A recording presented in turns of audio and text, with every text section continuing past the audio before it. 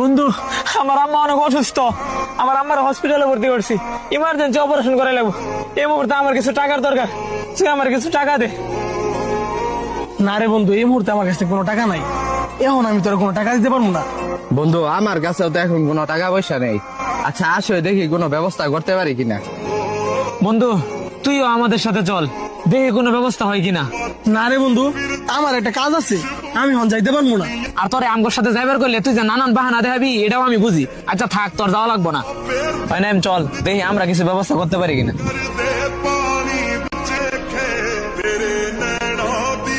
Doctor সাহেব, এই টাকাটা রাখেন আর আমার আম্মার অপারেশন শুরু করেন, আর বাকি টাকার ব্যবস্থা আমি করতেছি।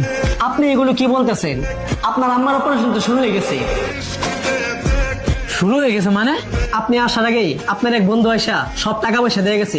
আপনার আম্মার অপারেশন এখন চলতেছে। আপনি জাস্ট এখন আল্লাহর কাছে দোয়া করেন।